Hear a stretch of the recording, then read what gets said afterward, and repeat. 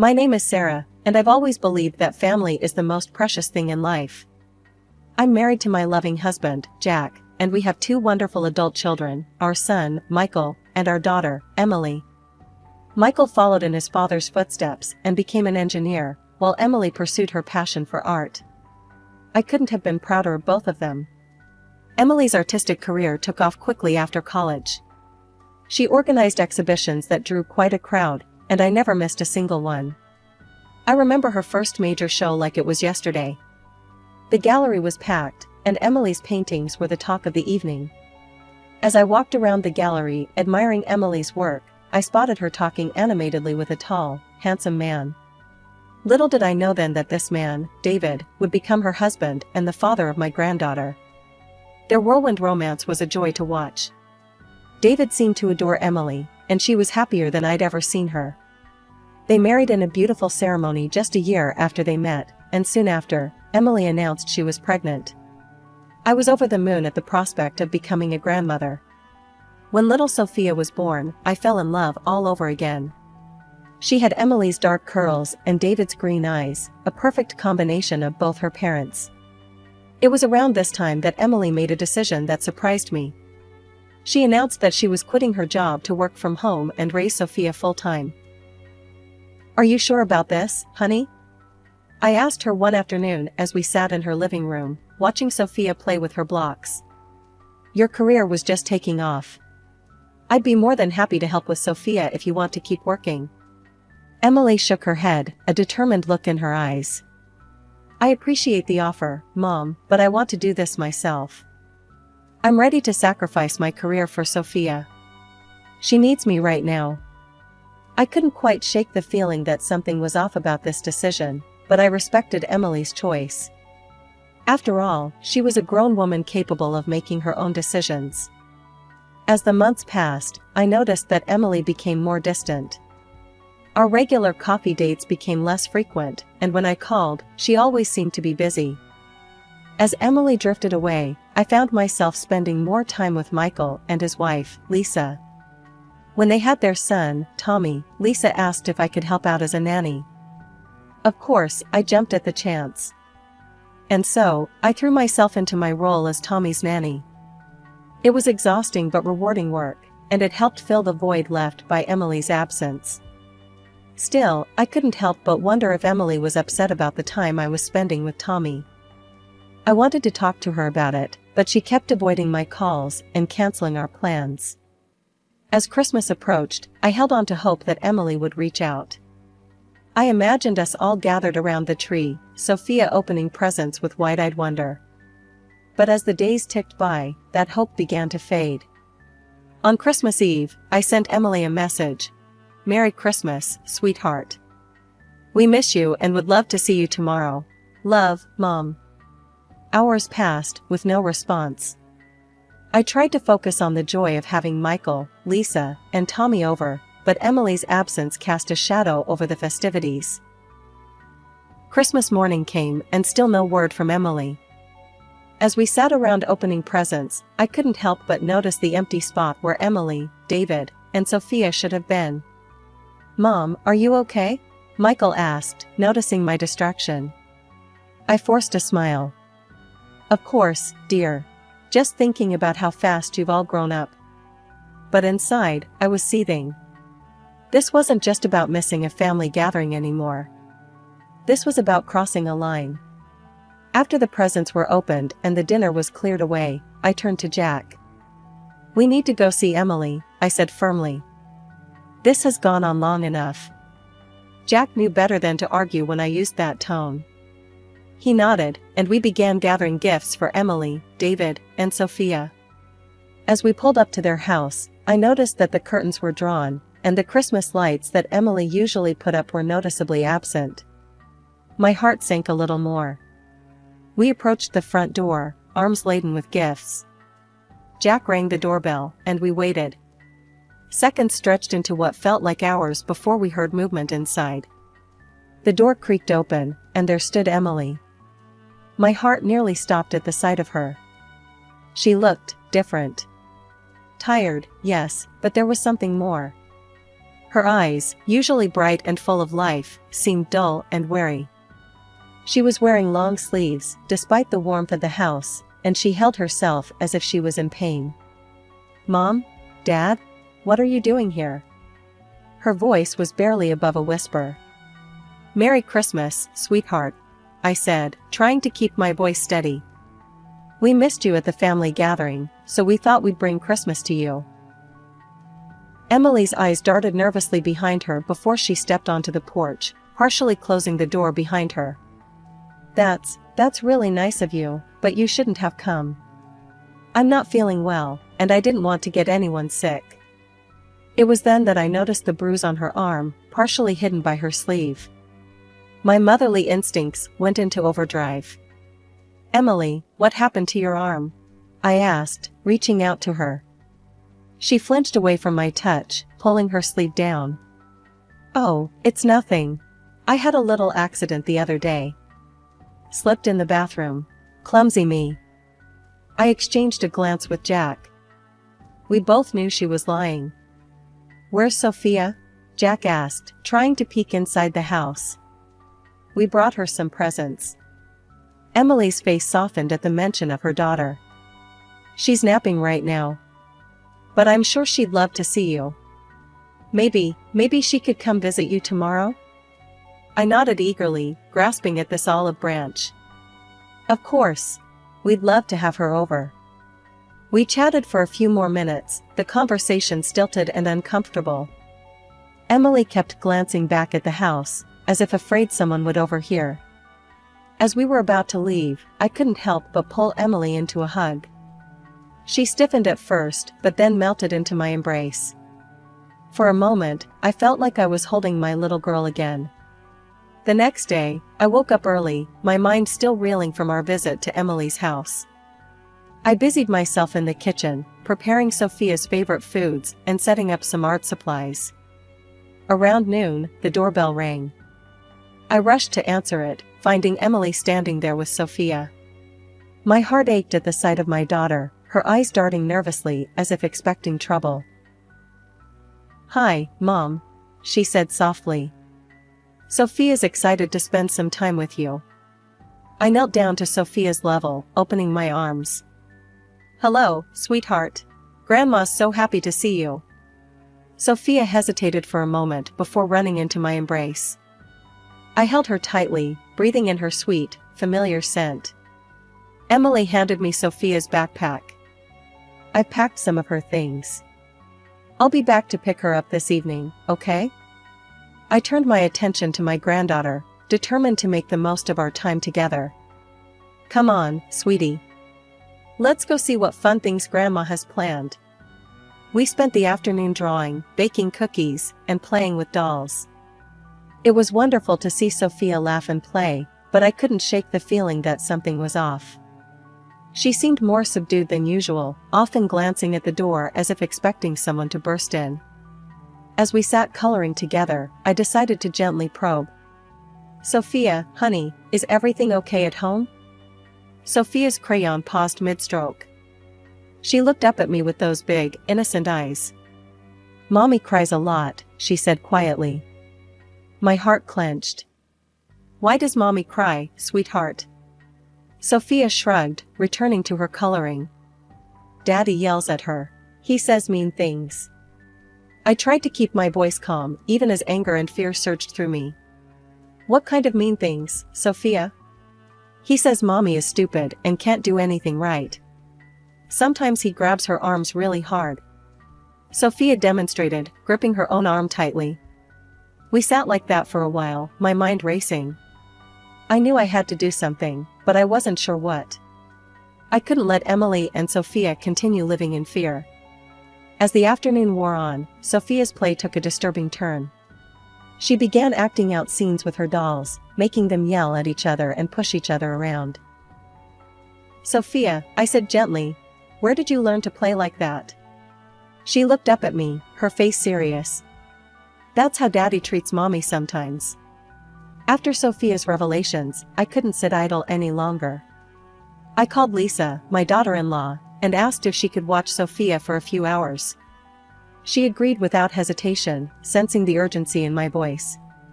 "Jack," I said, my voice trembling with a mix of fear and determination, "we need to go to Emily's house. Now." He nodded, his face grim. "I'll drive." The ride to Emily's house was tense, filled with unspoken worries. As we pulled up to their street, I suggested we speak to the neighbors first. "Maybe they've heard something," I reasoned. "It could give us a better idea of what's really going on." We approached the house next door, and a middle-aged woman answered. Her eyes narrowed as we introduced ourselves as Emily's parents. "We're concerned about our daughter," I explained. "Have you heard any disturbances from their house? Any arguments or screaming?" The woman's face hardened. "I haven't heard a thing," she said dismissively.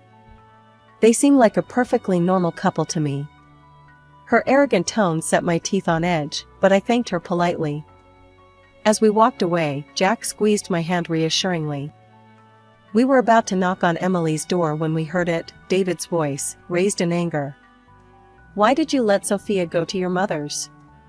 You know, I don't like her spending time there." My blood ran cold. Jack and I exchanged a look of horror before I jabbed the doorbell, my heart pounding. The shouting abruptly stopped. Moments later, David opened the door, a pleasant smile plastered on his face. "Sarah, Jack, what a surprise. What brings you here?" he asked, his voice eerily calm. I peered past him, my eyes widening as I saw Emily struggling to her feet. Without a word, I pushed past David and rushed to my daughter's side. "Emily, sweetheart, are you all right?" I asked, checking her for visible injuries. She nodded weakly, avoiding my gaze. Anger surged through me as I turned to face David. "How dare you treat my daughter like this?" I hissed, my voice low and dangerous. "I know what's been going on here, and I won't stand for it any longer." David's facade cracked for a moment before he regained his composure. "I think you've misunderstood, Sarah. I'm simply trying to raise my wife properly. She can be quite difficult sometimes, you know." "Raise her?" I spat. "She's your wife, not your child. And there's nothing proper about abuse." David's eyes narrowed. "Why don't we ask the neighbors? They'll tell you everything's fine here." In that moment, I realized the horrifying truth. The neighbors were complicit in this abuse, turning a blind eye to Emily's suffering. "I think it's time for you to leave," David said coldly. "I need some time to cool down. We can discuss this misunderstanding later."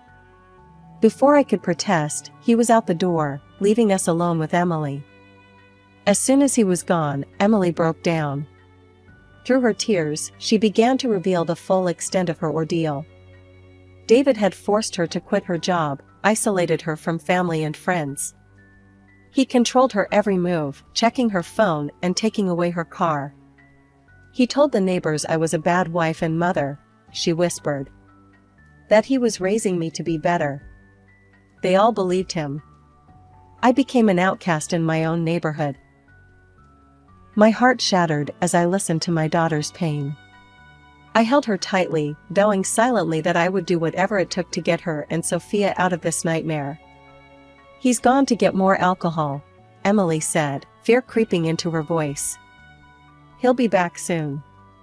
As we began to plan our next move, I knew we were in for a fight.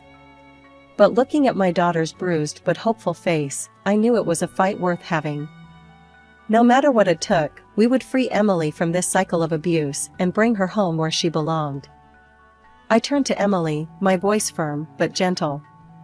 "Sweetheart, I want you to pack your things and Sophia's. You're coming home with us." Emily's eyes widened with a mix of hope and fear. "But Mom, what about David? He'll be so angry." Jack stepped forward, his jaw set with determination.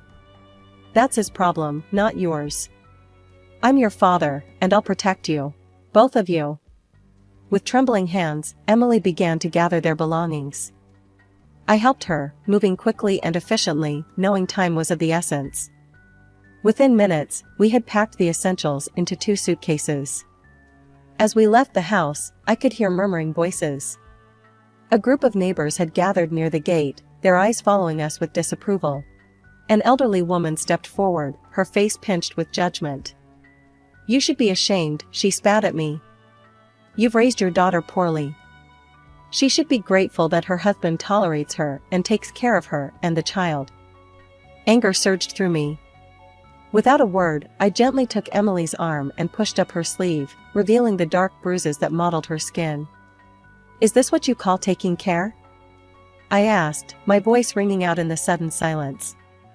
"Would any of you like to be raised like this?" The neighbors' faces flushed with embarrassment, and they quickly dispersed, avoiding eye contact. We hurried to the car, Jack helping Emily with the suitcases, while I kept watch. Just as we were about to leave, I spotted a familiar figure running towards us. "David," I gasped. He was red-faced with rage as he reached the car, immediately grabbing for Emily. "What do you think you're doing?" he snarled. Before I could react, Jack was there, pushing David away from the car door. "Don't you dare touch her," he growled. "Stay away from my daughter." David's eyes darted between us, his fists clenching and unclenching at his sides. The situation was escalating quickly. "We need to call the police," I said, pulling out my phone with shaking hands. As I dialed, Jack ushered Emily into the car. We quickly locked the doors, our hearts pounding as David circled the vehicle like a predator. "You can't take her," he shouted, kicking the car in frustration. "She's my wife." I spoke calmly to the 911 operator, explaining the situation while keeping an eye on David's increasingly erratic behavior. Emily sat in the back seat, her face pale with fear. "It's okay, sweetheart," I reassured her. "The police are on their way. We're going to be fine." Minutes felt like hours as we waited, David's shouts growing more desperate. I could see neighbors peeking out of windows, witnessing the scene but doing nothing to intervene. Finally, we heard sirens in the distance. David's face contorted with panic, and for a moment, I thought he might try to run.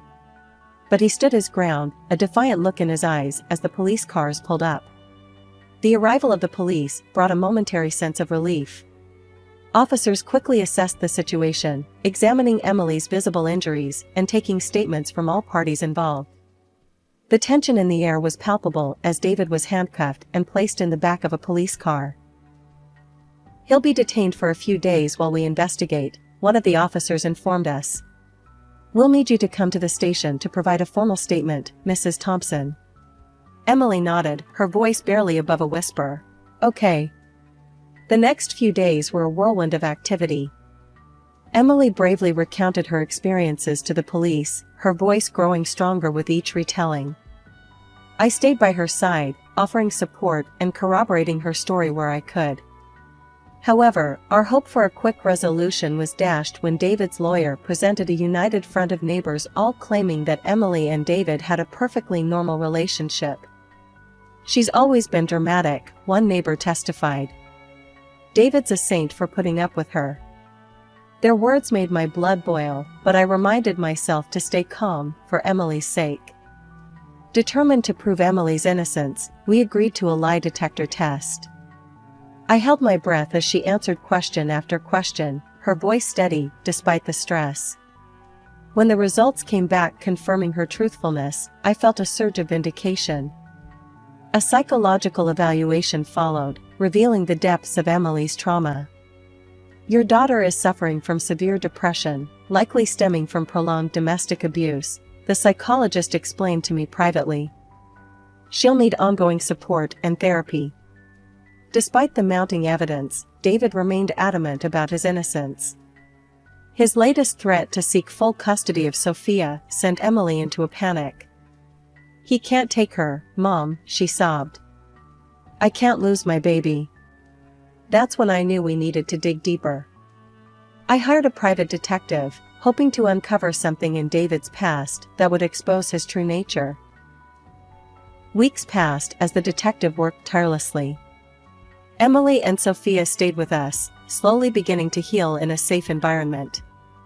Watching my daughter rediscover her smile was both heartwarming and heartbreaking. Finally, the detective called with news.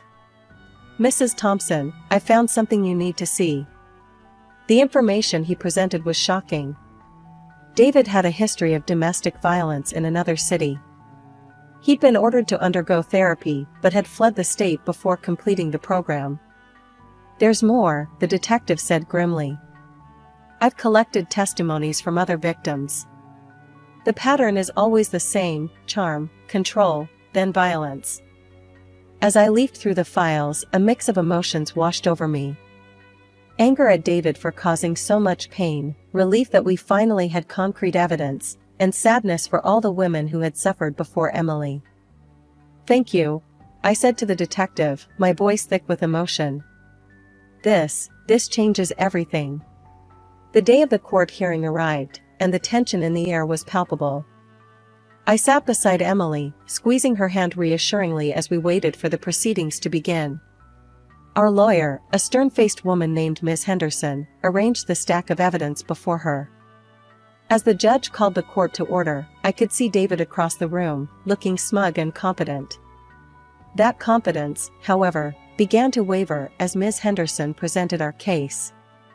"Your Honor," she began, "I'd like to present evidence of Mr. David Thompson's history of domestic abuse." One by one, she laid out the detective's findings, police reports from David's previous city, incomplete therapy records, and testimonies from past victims. David's lawyer objected vigorously, but the judge overruled him, allowing the evidence. Then came a moment that sent shockwaves through the courtroom. Ms. Henderson called forward a witness, Sarah, David's ex-girlfriend from 7 years ago. Sarah's voice trembled as she recounted her experiences. He would fly into rages over the smallest things. The bruises. I had to cover them with makeup every day. Next, Ms. Henderson presented Emily's lie detector results and psychological evaluation. "As you can see, Your Honor, Mrs. Emily Thompson's account has been verified by multiple professional sources." The coup de grace came in the form of voice messages David had left on Emily's phone. His threatening voice filled the courtroom. "If you ever try to leave me, I'll make sure you never see Sophia again." Just when I thought we'd presented everything, Ms. Henderson surprised us all. "Your Honor, we have one more witness. With the court's permission, I'd like to call Sophia Thompson to the stand, accompanied by her child psychologist." My heart clenched as I watched my 5-year-old granddaughter walk to the front of the courtroom, her small hand clasped in the psychologist's. Sophia's eyes were wide, but her voice was clear as she spoke. "Daddy would yell at Mommy a lot," she said. "He would push her and say mean things. It scared me." Then came the moment that left the entire courtroom in stunned silence. Sophia's psychologist presented a video to the court, a shaky, dimly lit clip that Sophia had recorded on her mother's phone one night when she'd been woken by shouting. In the video, David's enraged voice could be clearly heard, along with the sound of something shattering and Emily's frightened pleas. As the video ended, I could see tears in the judge's eyes. David sat slumped in his chair, all pretense of innocence gone. The judge's verdict came swiftly and decisively. David was sentenced to prison for domestic abuse, with mandatory counseling. Emily was granted a divorce, awarded 50% of their shared property, substantial financial compensation, and full custody of Sophia. David was barred from any contact with Sophia until she turned 18, and even then, only if she chose to see him. As the gavel fell, I felt a wave of relief wash over me. Emily collapsed into my arms, sobbing, not from fear this time, but from sheer relief. "It's over, Mom," she whispered. "It's finally over." As we left the courtroom, I saw David being led away in handcuffs. Our eyes met for a brief moment, and I saw something I never expected: regret. But it was too little, too late. As I stood in my kitchen, preparing a feast for our weekly family dinner, I couldn't help but smile. The house was filled with the cheerful noise of my grandchildren playing, the aroma of roasting chicken, and the gentle hum of conversation from the living room where Emily and Michael were catching up. It had been 6 months since the court hearing, and the change in our family was palpable. The dark cloud that had hung over us for so long had finally lifted, replaced by a warmth and joy that I had feared we might never experience again. Emily and Sophia had moved in with Jack and me after the trial. At first, I worried it might be challenging for all of us to adjust, but those fears quickly dissipated. Having them close allowed us to provide the support and love they needed to heal. Sophia, my brave little granddaughter, was making remarkable progress. The nightmares that had plagued her in the early days after leaving David had become less frequent.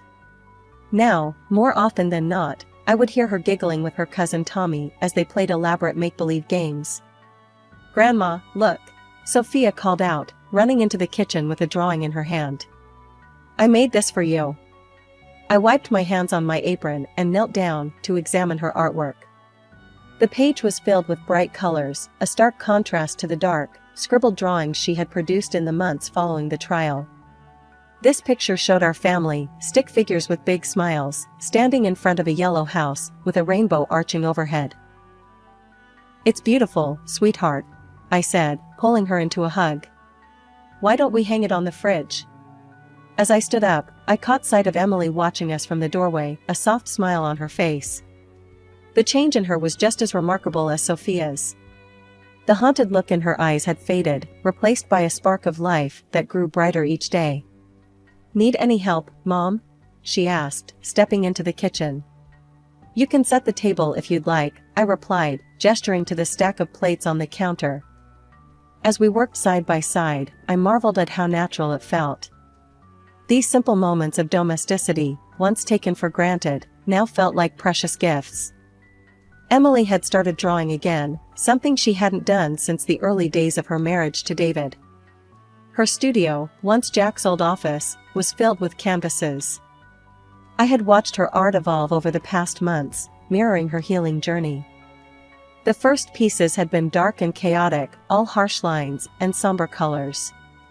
But gradually, light began to creep in. Now, her latest works were explosions of color and life. "I have some exciting news," Emily said as she laid out the silverware. "The gallery downtown wants to feature some of my new pieces in their upcoming show." "Oh, sweetheart, that's wonderful!" I exclaimed, pulling her into a hug. "I'm so proud of you."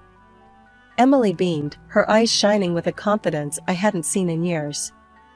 She had recently started working part-time at a local art supply store, slowly reintegrating into the workforce. It was a small step, but an important one in reclaiming her independence. As we all gathered around the dinner table that evening, Jack, Michael, Lisa, Tommy, Emily, Sophia, and me, I felt a wave of gratitude wash over me. The road to this moment had been long and painful, but looking at the smiling faces of my family, I knew it had been worth every struggle.